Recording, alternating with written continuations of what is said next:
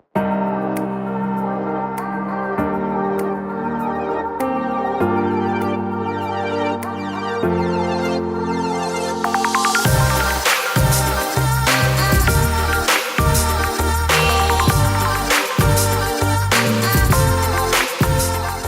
name is Crystal Line.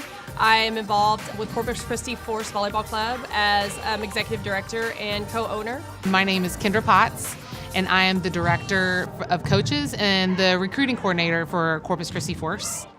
The number of teams we have with Corpus Christi Force currently are 11, and they range from 11 and under to 18 and under. Within those players in those 11 teams, we have about 8 to 11 players per team. So we coach roughly between 150 and 180 girls in the Corpus Christi and surrounding areas. From 11s, 12s, they just love the sport. They just love coming in and playing the sport of volleyball, and they want to play it more competitive than the Y, or than the YMCA leagues or the Boys and Girls Club League. They want to play competitively, and they love doing this. You get past 12, you get 13s, 14s. Those girls are trying to make their A teams. They're trying to play competitively in middle school or make the teams. Some of the girls are really striving to make a team. And then you go through the high school ages, and it becomes a different beast. You have the kids who love it, and they want to play varsity, and so it's all about school. And you got the kids who love it, and they want to go to college playing.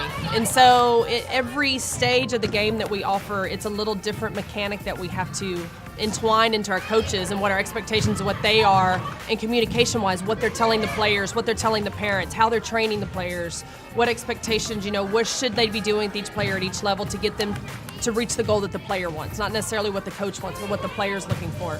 Not only do we hire coaches and recruit the right people for these positions, but we want to make sure we're giving them the training and them the knowledge to keep growing themselves. These coaches are invested. They think about this more than just the practice time that they come in twice a week and the time that they're at the tournaments on the weekends. This is something they're really invested in, and that's what we want. You do the whole program all the way through, it's inevitable that if you want to play in college, you're going to find a home. We have a 100% placement rate with our seniors. They want to play in college, we find them a home. Every player that's come through the door has found a home in college somewhere. So recruiting is a huge piece for our club, especially for me being the recruiting coordinator. But what I believe is these girls are putting in their time, the parents are putting in an investment, and we want them to get a return on the investment.